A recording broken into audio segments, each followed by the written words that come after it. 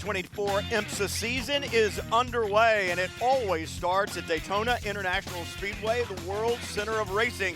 And who started it off? The VP Racing SportsCar Challenge Series, the sophomore season of the series, and it was a great run yesterday. They'll do it again here at Daytona Beach, Florida, and we call it the world center of racing. You look at the Daytona International Speedway road course, 12 turns, just over 3 miles, and all types of passing opportunities.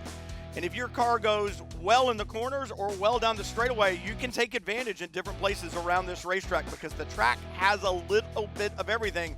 But you want to get off of that Le Mans chicane and have some good top speed, good drive off the corner to get to the checkered flag there in the tri-oval. Fans on hand, it is an absolutely gorgeous day for racing. Brian Till and Jeremy Shaw with you. We talk about race number 2 of the weekend. Let's take you back to race number 1 and how it all started. Rookie in the series, I should say, Stephen Agakani leads the field into turn 1 in his LMP3 car, but look at the battle in GSX. It's Michael Cooper down low in his Porsche. You've got a Mercedes in there as well as a BMW. Problems, though, for Robbie McWilliams. He's a rookie in the series, and at the exact same time, Miguel Villagomez brake sensor on his LMP3 car parks him. That brings out the yellow. What does that do?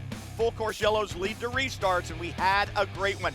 Alex Kirby with a great jump in LMP3 and a great jump by Mark Miller in his Mercedes to leap past that orange and blue BMW. And look at this. This is the battle up front in LMP3. Stephen Agakani, Alex Kirby side by side, some great racing. And in the end, the rookie in the series, Stephen Agakani, takes a hard-fought win. Talk about hard-fought. This was the run to the line in GSX. Gregory Lefouche in the blue and orange. BMW just can't hold off the charging pony of Luca Mars, that brand new Mustang, winning on debut. Jeremy, it was awesome. I mean, you and I waited for it, and the series has said we want to build this. We're looking for 10 to 12 cars in each class. They far surpassed that. Largest field ever entered so far in a VP Racing Sports Car Challenge race right here at Daytona. What do you expect to see today? More excitement like we had yesterday. It was tremendous, wasn't it? I think we're going to have an even closer battle up front in LMP3. There's a few people who made some mistakes early in the race yesterday. They're going to be looking to charge hard in the race today. In GSX, well, that Ford Mustang is fast. It's a brand new car for this season, a new Ford Mustang for 2024 from the Multimatic team in association with Ford Performance. But that car clearly is fast. It will start on the pole position today in GSX. Young Luca Mars, just 17 years of age. And he starts on pole position by virtue of the fact that he set the fastest lap in yesterday's race, which was a new lap record. That the grid positions for today's second round race of the weekend are set by either the second fastest lap from each car in qualifying or their best lap in yesterday. So Luca Mars on the pole in GSX, well, on the pole overall, Stephen Agakani again. I was going to say, we'll talk more about the grid here in just a second, but let's talk about the series for a second. I think it's such a great idea by IMSA to combine what was the prototype challenge class with GT4-based cars to come up with a multi-class racing system that teaches drivers that are on their way up through the IMSA ladder system what multi-class racing is about, or to take drivers who know multi-class racing, but they don't want to worry about a teammate and pit stops and so on and so forth. They get to do it in this shortened 45-minute format with no pit stop. I think it's a great format. I really do, and it's definitely paying off. There's a whole bunch of drivers in this field in both classes who have sights on the IMSA WeatherTech Sports Car Championship in the not too distant future. All right, let's talk about the two classes, and we were just talking about the grid. Two classes out there, LMP3, prototype-based machinery, and then the GSX cars, which are GT4-based GT cars, the exact same cars that run in the Michelin Pilot Challenge Series. So if they look familiar, it's because they are, and that breeds familiarity, like I said, with the drivers. What do you see story-wise up front in the prototype category today? Yeah, I mean, clearly that Mustang is really fast. There was actually a bunch of performance adjustment to the Ford Mustang yesterday, but that will apply for the Michelin Pilot Challenge next weekend. But because it's in the middle of a race weekend, it will not be for the VP Racing Challenge today. So Luca Mars clearly has a bit of an advantage, as he showed yesterday. He'll be looking to take advantage of it. But there's 6 other manufacturers in GSX, and it'll all look very closely matched. Yeah, it was great racing yesterday. So the fields are separated, but the GSX cars need to be up nice and close. Todd Snyder, who's the race director here in VP Racing Sports Car Challenge, said, hey guys, I need you up close, about 2 rows back, and they're a little farther back than that, but the green flag waves. You need to stay in column formation. We had great starts yesterday. Looks like we've got them again today, and Stephen Agakani with a good jump out in front, but it's cold, Jeremy, 53 degrees. It's going to take a couple of laps, I would think, for these Michelin tires to get up the temperature and pressure. That caught out a few drivers yesterday. Look at Brian Thenis in that red, blue, and white car. Look into the inside there of Alex Kirby, who was stellar in the opening stages yesterday. He made a pass for second place at that corner there, turn 3 yesterday, and then made a move for the lead later in the lap. But right now he's touching to 3rd position. It's Agakani, the pole sitter, who leads from fellow 20-year-old Marco. Oh, look at this. Look at this. This is a problem. It's Cody Ware. Man, Cody Ware, I say it's a problem. It's like he lost brakes, so the brakes were cold and like a stone pedal. Everybody got out of his way with the exception of Brian Thenis, who got turned around by him, but Cody Ware looked like he was shot out of a cannon. Yeah, and I spoke to him just a little while ago, and he's fessed up yesterday. He said he braked too hard at turn 1, didn't get the tires up to temperature. Here he is there, lunges down the inside. Once again, neither the tires nor the brakes are up to fully optimized working temperatures, so he was way too late. He was able to keep it on the road this time. Yesterday he spun at turn 1. And I thought that he got into Brian Thenis. He doesn't. Thenis in that red and white and blue 77 tries to take advantage and drop down inside. Yeah. Car washes out and makes contact with Cody Ware, and that's what puts Brian Thenis around. Yeah, but it was definitely Cody Ware that caused that issue for Thenis, that's for sure. I mean, Thenis was, he looked like he was through that. He got tagged as Cody Ware came back into the middle of the racetrack, having made that mistake. So drama there then, but out front it's still the pole sitter Stephen Agakani who leads. Marco Kasich is, oh no, it's Cody Ware, isn't it, who's up there into second place. Ware that's up into second place. Alex Kirby now in 3rd, and I'm going to tip my hat to all of the drivers who kind of looked down to that right side mirror and went, what is this happening down on the inside, and didn't turn in there in the West Horseshoe, kept the contact from happening. Regroup, you can be frustrated about it, but you got to regroup, keep your head on your shoulders and focus forward. That's exactly what Stephen Agakani is doing. All of that happened behind him. He may not even be aware of it, but look at this great racing in GSX. Jackson Lee aboard the 66, the Porsche by Mark Miller. Lee with a good run. He had a good run yesterday. And you talk about multi-class racing and learning. Got caught up when the LMP3 cars came through and dropped him out of the lead battle a little bit. But Jackson Lee right now, at the start, all the cars together, he's having a great run. Yeah, steep learning curve for Jackson Lee. Primarily, his career has been open wheel up till now. He's done a couple of WRL races, or semi-pro races in a sports car, but this is his first time in this full-on GT4 car, and did a nice job in qualifying, did a nice job yesterday in the race, came home with a top 6 finish. Yes, actually ended up in the 7th position, I think, yesterday, but it was a good solid run to start off the season for him, and he's going to be a contender, I think, as the season progresses. And remember, this is a brand new team, Jeremy, so in talking to them after the race yesterday, they said, we really didn't have any long runs on the car. We didn't understand how the balance was going to change and where the tires were going to take it, so maybe some massaging overnight to come up with a package that has a little bit more endurance to it and is there for you at the end. But I think he learned some valuable lessons yesterday. The other thing they really wanted to work on is that run off of the Le Mans chicane, because that's what's going to pay you big dividends. It is a long, long way around from the exit of the Le Mans chicane to turn 1. Yeah, it is, and up on the banking, high or low, whatever line you want to choose through there.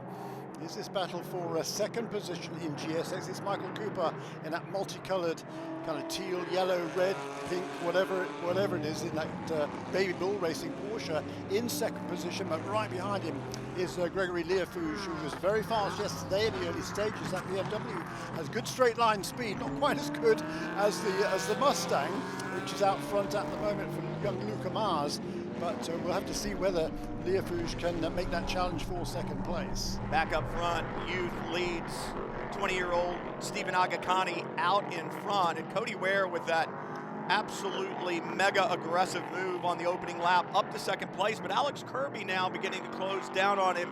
Marco Kasich as well, kind of regrouping, taking a breath, and they're going to work their way back up. We saw one full course yellow in the 45-minute sprint yesterday. That brought the field back together. You need to focus and try to catch back up, but you might end up with a little lady luck helping you. If you think that that dark colored prototype right there looks a little different from the ones in front, well, it is, Jeremy. It's the lone Duquesne chassis in the field. Everyone else opting for the Ligier chassis, but Marco Kasich piloting that Duquesne. Duquesne is known for good straight line speed. Yeah, they are. That's exactly right. And he's hoping to take advantage of that. Yesterday, had a really good run yesterday in that 87 car, the Fast MD with Remstar entry. Car number 87. That was a car that was driven at the end of last season very impressively at Michelin Raceway Road, Atlanta by Jagger Jones, who's here this weekend but not driving. But Marco, he was running really strongly yesterday, qualified on the front row of the grid as he did again today. But they made a mistake he was on lap 3 going to turn 1. He had a braking marker all picked out for himself, which was a white line on the racetrack. Well, there's lots of white lines around about that turning point to turn 1. And the problem for him yesterday early in the race was all of a sudden there was a lot of rubber laid down that hadn't been there earlier in the weekend. And he just missed his braking point, basically, and went straight on there and did a good job to keep it out of the barriers, get back into the race, and then make a late charge after the full course caution in the closing stages. You talk about missing your braking point. On the bottom of the timing screen is the message that says the incident between cars 51 and 77 under review. That's Cody Ware, Brian Thienes. So the officials are going to look at that, and I'm not going to give you my thoughts on it. We talked about it on the broadcast. They'll look at it and they'll make their decision. I will say this, though. I don't think the incident was so much between Cody Ware and Brian Thienes as it was for all the other drivers. It shouldn't be your responsibility to avoid the crash from the car coming up the inside. Wouldn't surprise me if Todd Snyder passed along a little warning to Mr. Ware about dive bomb moves on the opening lap of the race. But other than that, I think they're going to look at that and let that go. Particularly after yesterday, Cody Ware made a mistake at the very first corner yesterday, lost it under braking for turn 1 yesterday and spun right at the beginning of the race, completely on his own, and he fessed up. He said, I didn't do a good job of warming up the brakes and tires on the pace lap. So it caught me out, and he said that won't happen again. It didn't happen at turn 1, but it can happen at turn 5. Well, and that's the thing about it. The brakes have to be warmed. Yeah. If they're not, you'll get a stone-cold pedal, and the car won't slow down. You saw the brake bias was actually off for him. He got some rear lockup as he headed in there. Back to GSX.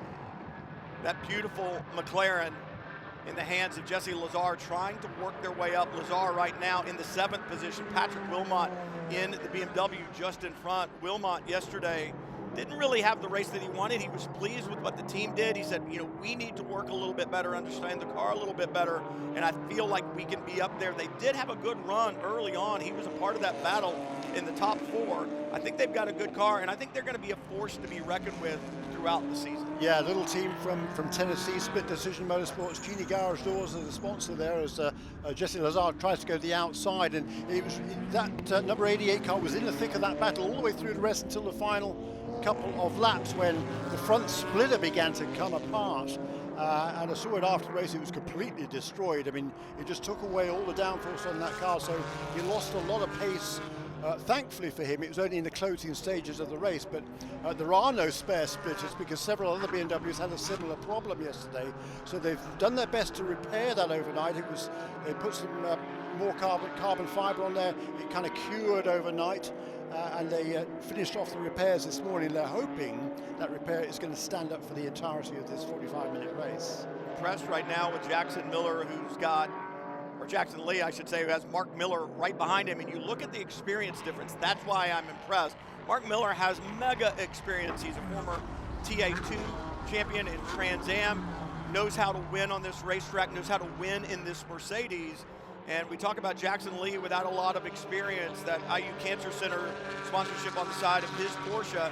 And right now, he's doing a real good job of focusing forward and not paying attention to what is a very large car right behind him. That's right, and as you say, Mark Miller, huge amount of experience in all sorts of different cars, a massive variety of cars he's driven through his career. You mentioned the CAS car, stock car up in north of the border. Also finished second and third in the Mazda MX-5 Cup a couple of times back 10 years or so ago. Formula Ford as well, you name it, he's driven it. Did a good job yesterday, was right part of that leading battle. There's a big slide there from Jackson Lee. He's thoroughly enjoying himself. 6'4" is Jackson Lee. If he doesn't want to become a racing driver, which he desperately does, basketball might be... Well, actually, he was a very good baseball player, a standout baseball player in high school, a pitcher, and you can imagine that long arm, probably delivering a pretty good fastball and a curveball to boot, but racing is what he wants to do, and he's doing a great job right now holding Miller off.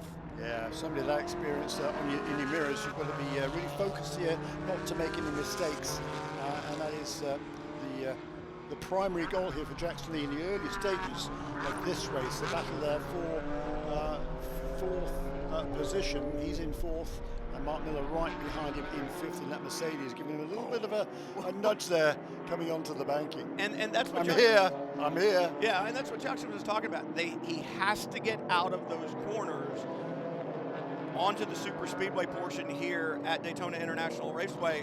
He's got to get those runs done, because the passing zones are these heavy braking zones, and from Mark Miller, they really feel like they're lacking on top speed, and I think you can see it a little bit. So he's going to try his best to be right there, hold on to any draft that he can get in order to try to make a move, and sometimes I think perhaps out of desperation. Looking a little further back, Sean Quinlan aboard his orange and blue Stephen Cameron Racing BMW. He's got pressure just behind and another BMW just in front. And this is what's so great about the GSX class. You've got good battles throughout. Right now, this battle going on, and Quinlan running in the 20th position overall, but right there, rounding out the top 10 in class. He's got Drummond in the BMW in front of him, and the judge behind him, Scott Blend aboard the number 45, that day-glow yellow Aston Martin. What do you like having that thing in your rearview mirror, moving back and forth? Well, that was a great outbreak. Well, I guess he outbraked himself there, Sean Quinlan. Look, he was going to take that position there from Mark Drummond, who did a really nice job yesterday to win the Bronze Cup category in GSX. Big train of cars behind him now with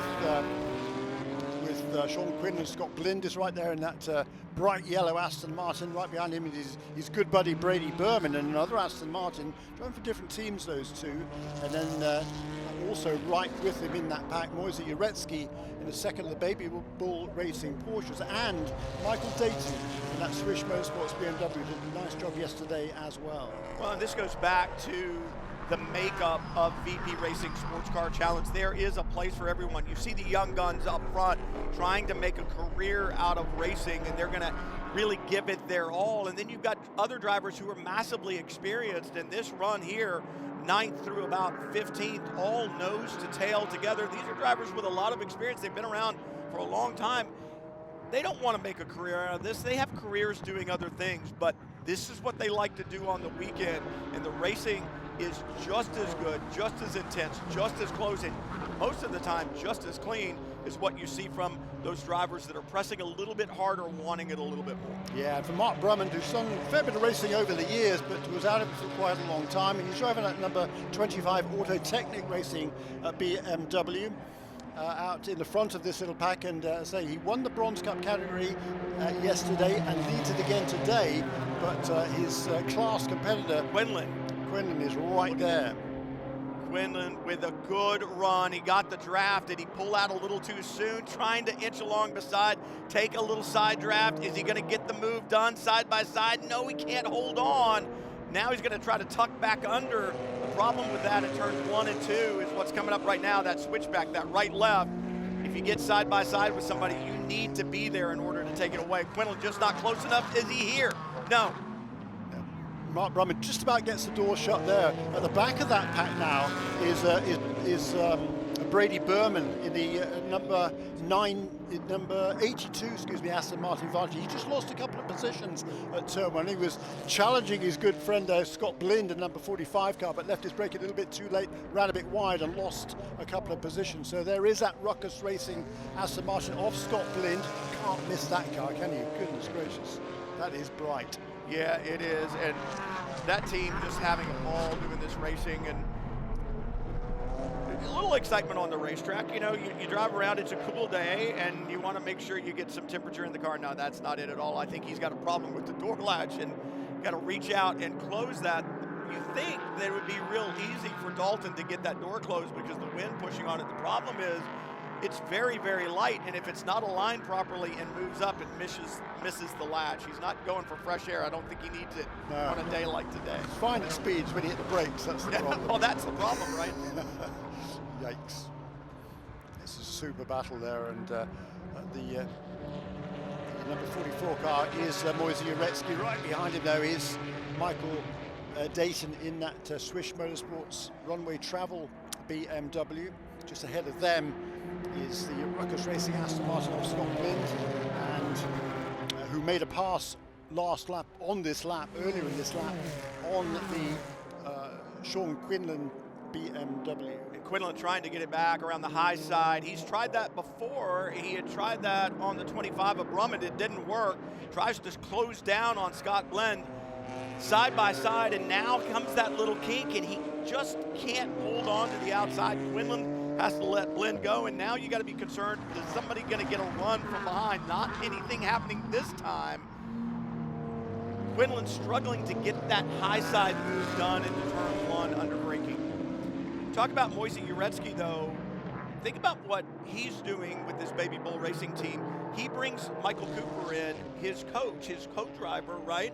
And that's one of the great things about the series. He puts him in the exact same car, sends him out there and says, hey, you go run, but now we get to work together in these practice sessions, and you can help me, I can follow you. Unlike in a series where you're sharing the car with the same driver, you can't do lead follow, right? So he can go do lead follow, he can learn.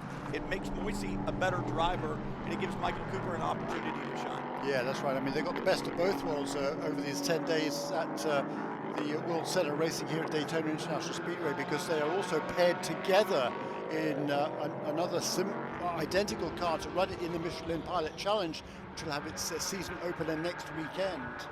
All right, you want to learn about multi-class racing?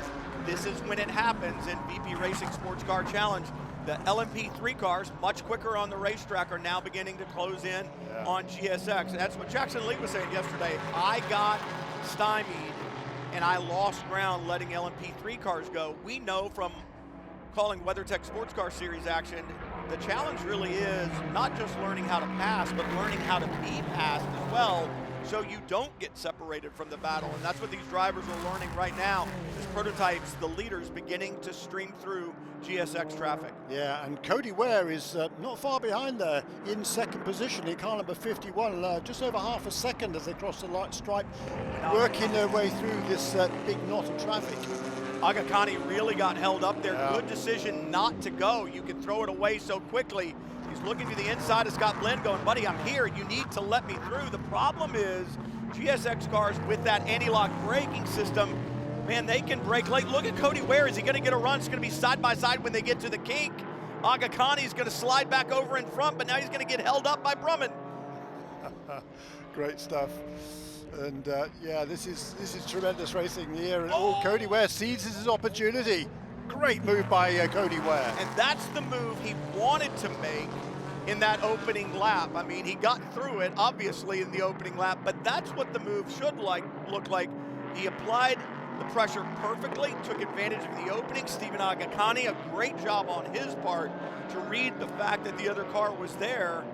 But this is where that traffic comes in. For Agakani, he's like, should I go high or should I go low? And as soon as he moves one direction, Cody Ware takes the other. Yeah, and Agakani just left a bit of a gap down the inside. Looked like he wasn't going to do so, but he did it at the last minute, and Cody Ware was aware of that, and he dives it down the inside. Great move by Cody Ware. He's clearly learned a lot. I mean, he's got a lot of experience in all sorts of different sorts of cars. He's got a lot of experience in NASCAR Cup cars. He's going to be doing about 10 races in that series this year, but he's also going to be doing the entire VP Racing Sports Car Challenge.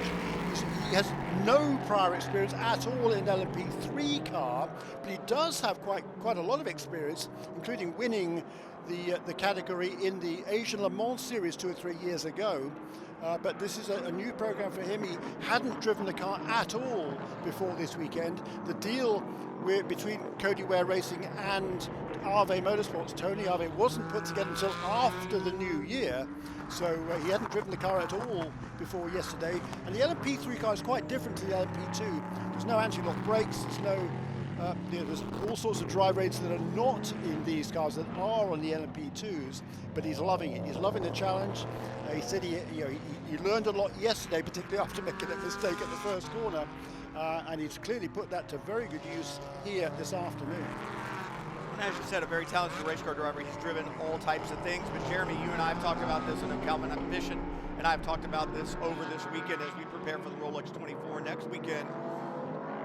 When you have talent, but you spread it among so many diverse series, it's really hard to shine, isn't it? I mean, obviously, Cody Ware is a very talented race car driver, but when you're in these series on sporadic basis, it's really hard to learn all of the nuances and take advantage. Jackson Lee is taking advantage of the speed his Porsche has. He's been able to pull out on Mark Miller a little bit, and now he's left Miller to battle with Jesse Lazar in that McLaren just behind him right now. Jackson Lee dropping wheels, though, at the exit. Oh, and there it is. He made that mistake at the exit of the Le Mans chicane. It's what he's been working on. This is going to hurt him. He's going to drop back, and the overall leaders slide through as well. Yep, he made a mistake there. Jackson Lee cost him a couple of positions, or a position and a half at the moment at least. But good awareness there to know that the LMP3 cars are coming past behind him. He does have a spotter up on the top of the tower in which we sit right now, so he will have had that information to watch out for those LMP3 cars coming through. He does so and doesn't sort of kind of compound the earlier error. In fact, he's made up one of those positions. He stayed ahead of the McLaren of Jesse Lazar. Yeah, and I think for Jackson Lee, what he's got to do is go, hey, I know I have a faster race car than Mark Miller in front of me right now as Alex Kirby now sweeps around the outside. I know I have a faster race car than that Mercedes. I will get him back. Don't panic. 23 minutes to go. We've got time. And here's how it all went down. He does a good job of staying right there side by side with McLaren and now taking advantage of the little bit of the draft that Mercedes AMG is providing. And so he's got to gather things up, put the mistake that he made at the exit of the Le Mans chicane behind him. It's now stay focused on that Mercedes in front of him. Jesse Lazar, that McLaren looks good under braking. It does, doesn't it? And but Jackson, he's not getting defensive. He's just driving his line there. Yes, the McLaren had a bit more apex speed, but because Jackson had not compromised his line into that turn 6, going onto the corner that leads onto the banking, he's able to make a good exit, and it looks like he's going to be able to maintain that position ahead of the McLaren. Meanwhile, up front, Aga Khan now in second place behind Cody Ware. He led the first 10 laps of this race. We've got 22 minutes remaining, so just over halfway through this 45-minute race. What did Stephen Agakani learn yesterday? His maiden run in an LMP3 car, his maiden run in VP Racing SportsCar Challenge. What did he learn about traffic, what it can do for you and what it can do against you? He's looking right now at Cody Ware in front, who's going to have to now work his way through this battle in front of him, and he's thinking, what can I do? Here's going to get stacked up. He's going to close down, hit your marks, get a good run off this corner. Cody Ware is going to get bottled up right now. What can I do with it? And he now looks to the inside. That's Leafouche. He tries to slide down inside of, he does. He's right there with him. And here's the thing. Michael Cooper's not just going to pull. Oh, he gets loose. Aga Khan with a big, big wiggle, perhaps just trying to get back into the throttle too soon. Could well be, yes, and that car stepped out sideways and he did a good job to catch it, and luckily there was no contact with that BMW that was directly behind him. I don't think there was any contact between those two, but that little episode has given Michael Cooper a little bit of opportunity to pull away just a little bit. All right, let's take a look. Down inside Leafouche goes Aga Khan in the silver and turquoise prototype. Middle of the corner, he's up on the curb. As he comes off, he picks up the throttle and it just gets loose. Here's the thing about the LMP3 cars. They do have traction control, but most of the drivers will tell you it is a lot faster to turn it either down to level 1, which is the minimum setting, or turn it off. And Steven said, I run with it, other than like lap 1 or 2, I run with it off. And I think that's what we saw right there. He trying to get that power back down to get that run. He knows that Ware's been balked a little bit, and it was just a little too much. Those Michelins couldn't quite take it. Car gets loose, and instantly 3 car lengths are gone. Yeah, that's right. I mean, he saw, as you say, that the race leader there, Cody Ware, just lost a little bit of momentum halfway through the corner, and Stephen Argacani clearly thought, oh, great, this is my chance. Let's go on the throttle. I can get him going in toward the kink. But as you say, the car stepped out, and I mean, did a good job to control it, but lost a little bit of ground. There's Brian Venus working his way through some slower cars there. He's lost a bit of ground during this race. Brian Venus is coming to 77. But meanwhile, this battle in the sort of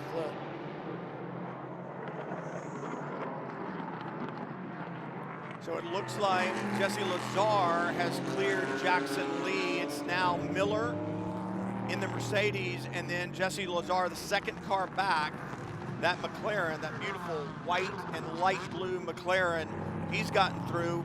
That Patrick Wilmot is now dropped back to them as well. So Wilmot seems to be going the wrong direction. Yeah. So is Jackson Lee, and Jesse Lazar trying to move forward. I'm impressed that Mark Miller has been able to stay where he is, because he does seem to have a little bit of a deficit, Jeremy, to me anyway, at top speed. The last quarter of the straightaway, I think a couple of the other manufacturers have just a little bit on that Mercedes.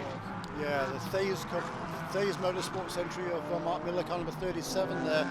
And Thays, one of the team owners there is Faisal Ahmad, who's originally from Pakistan, or Pakistani heritage, and South Asia in general. And Thays in the South Asia languages basically means fast or speed, and he doesn't seem to have that today. He had more yesterday, and they made some changes.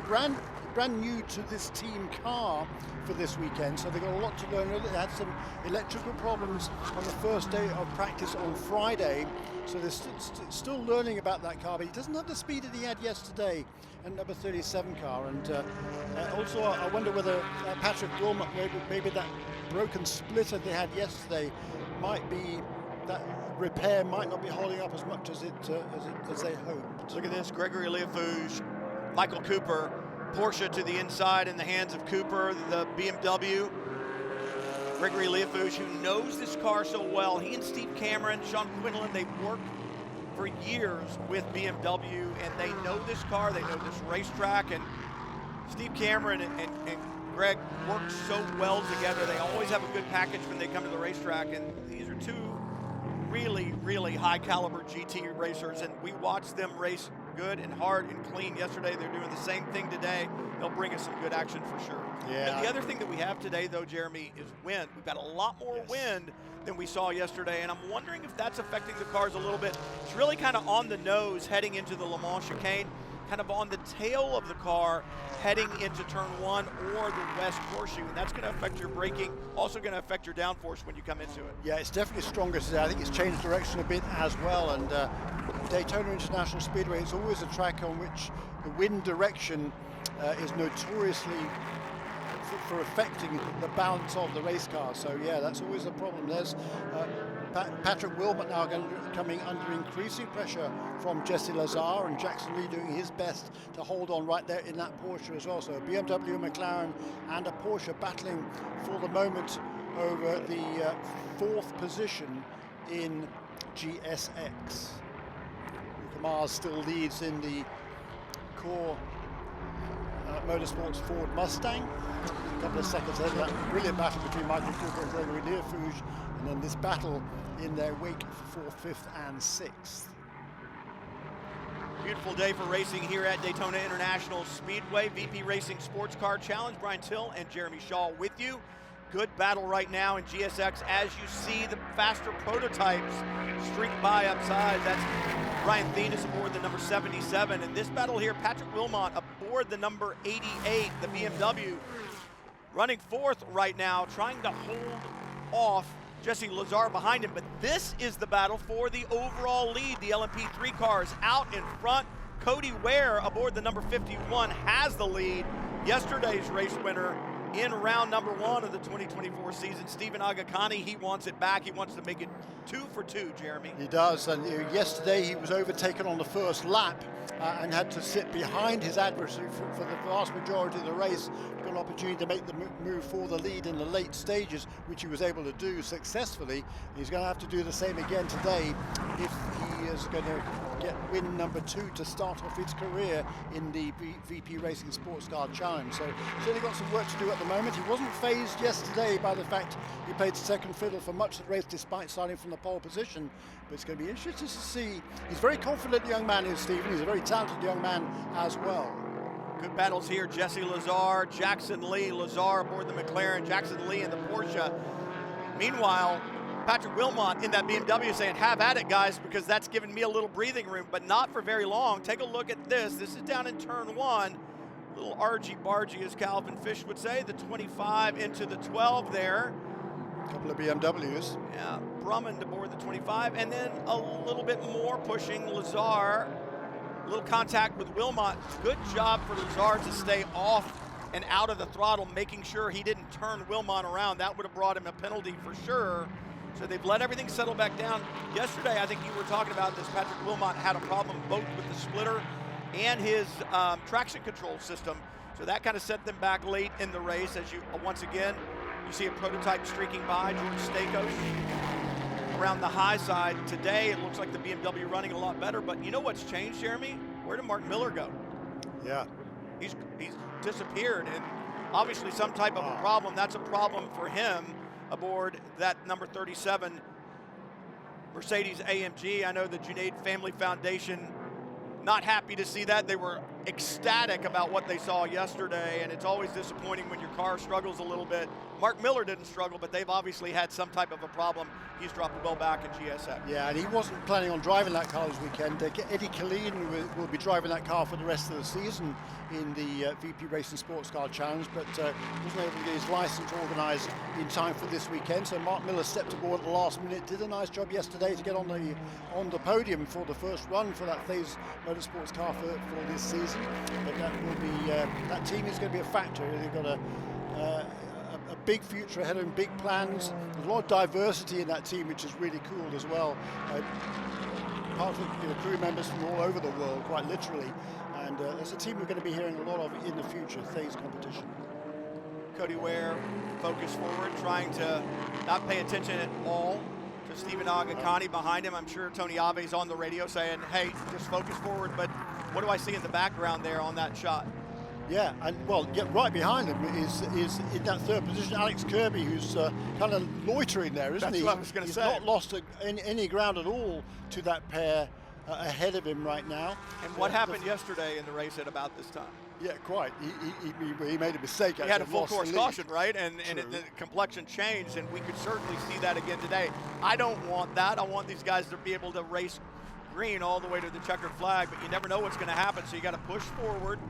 And right now, that's what hurts for Agakani. Got split there, and that's going to hurt him because in that corner, it's not someplace on the infield where, hey, it's just a short run of a few hundred yards. This was a balk that's going to hurt him all the way around the super speedway to the Le Mans chicane. Yeah, I mean, the gap as they crossed the start-finish line was just around about a half a second, but it's certainly more than that now, and we're inside 12 minutes to go in this race. There's still plenty of time for Agakani. He has set the fastest lap of the race at a 1 minute 44.6. If I compare that to the best lap from yesterday, it was a 45.4 yesterday. Look at he's that. only a tenth of a second faster than Cody Ware. Battling between Patrick Wilmot and Jesse Lazar has hurt Lazar. Jackson Lee with a great run off the International Horseshoe is going to get the position back from Lazar as they head into the West Horseshoe. Lee down on the inside. If he can push Lazar out and kind of wipe him off at the exit of the corner, he might have an advantage, but no, Lazar stays there. He's going to have the advantage in the brake zone. Yes, and the McLaren is very, very good on the brakes in any case. He's got position on the inside as well, so Lazar takes back that position. This is a tremendous battle between Jesse Lazar in that Motorsports in Action McLaren and the Zabot Simpson Motorsport Porsche of Jackson Lee. And look at this. This is for the overall lead. Lap traffic coming into play. Multi-class racing. This is what it's all about. Stephen Agakani with a spectacular read of traffic.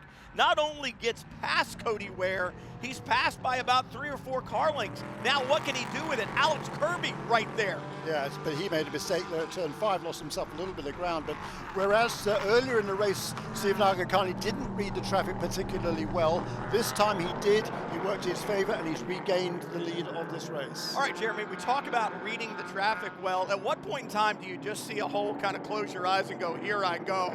You know, I mean, that's what it really amounts to. Let's see how this works. How does it transpire? He gets a good run off. Ware balked a little bit. I think that might be the 5 of Angus Rogers.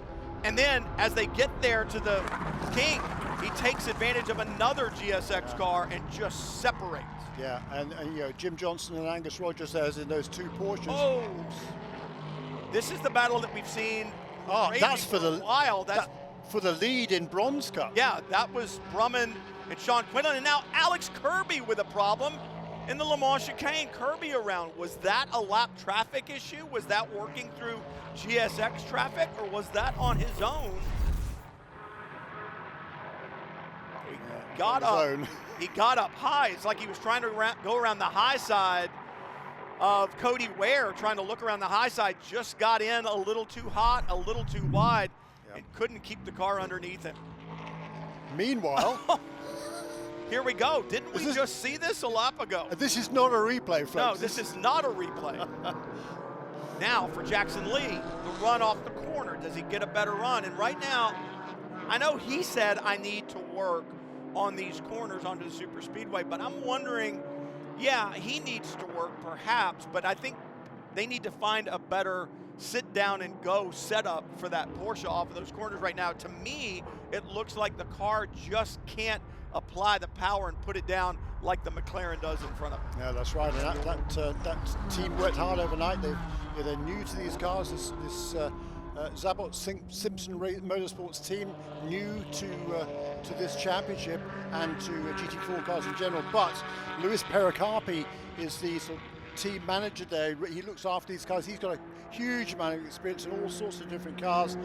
We're dating back to the Champ Car days, to LMP Motorsports and their minis that were favorites, crowd favorites in the Michelin Pilot Challenge. So this is the battle for second in GSX. 8 minutes to go, just over 8 minutes to go. And we know that Alex Kirby has spun in the Le Mans chicane. The car seems to still be there. If he can't get it refired, Jeremy, what are we going to have?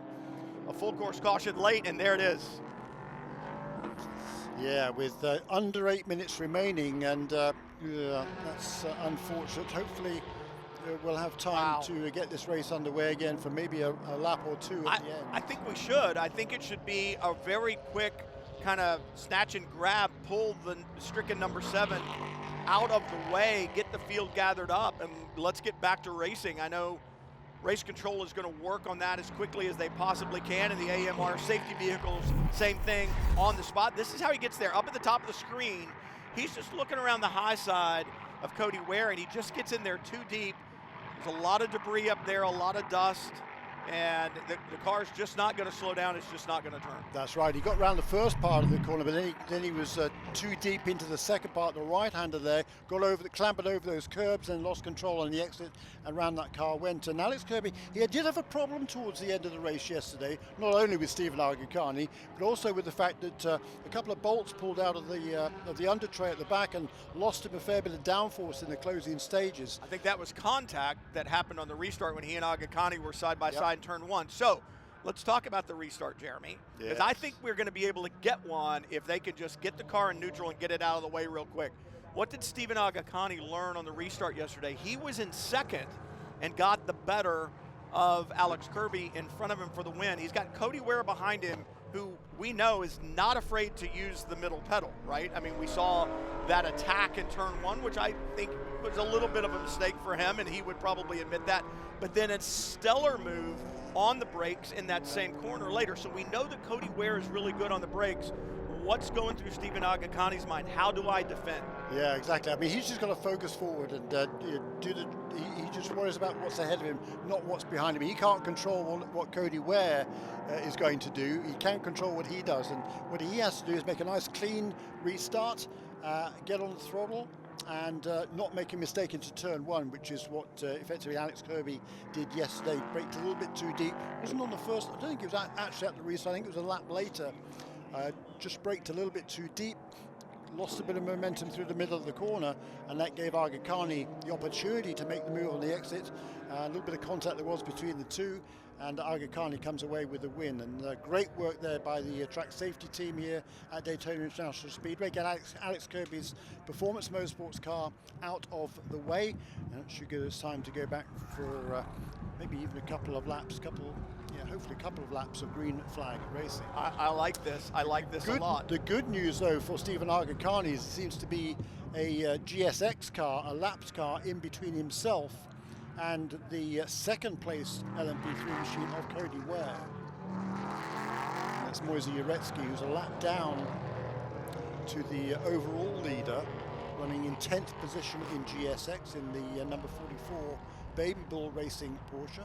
I really wanted to see the lights off on the safety car that time. So I wonder if they can speed him up a little bit and try to get this full course caution lap done relatively quickly and get it done. So there's a car zipping by around the high side. Don't know exactly what that's about. I'm sure he's headed to pit lane. But, yeah, this is for the cars that are behind the safety car, but ahead of the GSX class leader. And I think because they hadn't been lapped by their class leader in GSX, they're able to go past the safety car, run around to the back of the pack if they can catch the pack before we go back to green. And I think there that Moise Uretsky was a little bit late on the uptake there, so he was passed by another car or two. And my understanding of this pass around is that the officials and race control are under no obligation to wait until they have caught up with the back of the pack. So we should be ready to go this next time by. I hope we can get back around in time to get maybe 2 laps in. They've been running laps in what, the 144 range. So if we can do more than that when we get to the line, we can get 2 laps in before the checkered It's going to be 1, I think. We're inside 3.5 minutes now. It takes well over 3 minutes to do a safety car lap around here. So we're going to be within the final minute when we go back to green. We need to speed up the safety car. Yeah, I'm not going to speed it up that much, unfortunately. Even if we went green now, we probably already had a couple of laps. Let it run. It's going to be a one-lap shootout here for the win in round 2 of the 2024 VP Racing Sports Car Challenge. Stand back. Yeah, well, I mean, it'll be interesting to see if we do get back to green. I hope we do. I mean, you always want to end a race under green if at all possible. And let's see, I can't tell from this angle, but when the BMW safety car goes away from us, we'll be able to see whether the lights are off on that car and whether they're planning to restart this race. Oh, no, I thought the lights were off there. And they are. Yeah. Let's do this. Yep. So there's going to be right time. Just don't think there's going to be enough time for 2 laps. I think it's just going to be the 1. VP Racing Sports Car Challenge. It's going to be a late race restart here at Daytona International Speedway for the checkered flag for race number 2 of the 2024 season. Stephen Agakani right now aboard his Ligier LMP3 leads the field and the class. Cody Ware just behind him. And then in GSX, Luca Mars leads in his brand new Mustang, then Michael Cooper and Greg Ulia, so he's Patrick Wilmot, Jesse Lazar, Jackson Lee. This is going to be a good one. When Stephen Agakani gets to the restart zone, he can pull the trigger whenever he wants. He can, and it's going to be 1 lap. Yeah, it is just going to be the 1 lap here, which is a bit of a shame. But Marco Kasich, he's pretty quick, and Miguel Villagomez there in the 4th position, car number 23. He's pretty fast as well. All right, waiting for the restart. But there is a lap car in there, isn't there? That's Scott Locke, who is running in 3rd position on the road there. He is a lap down. You can pass once the green flag is displayed. The leader's going to go. Stephen Agakani is now in the restart zone. He can go whenever he wants, but you can't pass until the green flag is displayed. And so your crew really needs to be looking at the flag person. When they hear green on the radio, when they see the flag move, you can pass. Aga Khan waiting really late before he pulls the trigger. The flag waves. We're racing again. It's going to be a one-lap dash. The green, the white, they wave. Aga Khan with a good jump down into turn 1. Look at Kasich down on the inside, side by side with the 70, working his way through. Yeah, Mirko Schultes there in that yellow and blue car made a great restart, but Kasich able to get that position back again as they headed into turn 1, had to use the grass to do so. And Aga Khan, a good restart there as the leader, but Cody Ware is still only, maybe half a dozen or so car lengths behind him, heading through the kink for the last time. This is green-white checker, so it'll be checkered flag will be the next flag they see.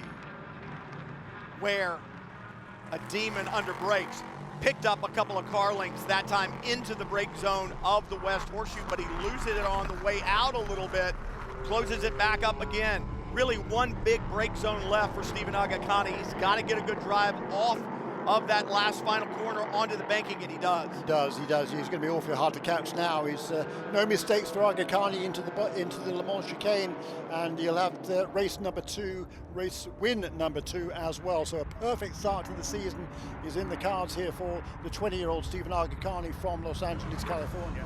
Aga Khan trying to make it 2-4-2 on debut here in VP Racing Sports Car Challenge. Great racing going on behind him, side by side.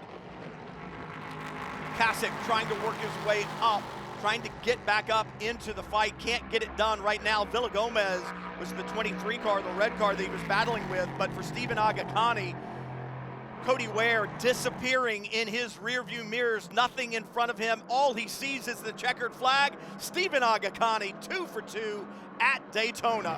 What a debut weekend for him, and what a debut weekend for the Ford Mustang GT4 in the hands of Luca Mars. Talk about a perfect weekend. He has done it here at Daytona, from last to first yesterday and from pole to first here in round number 2.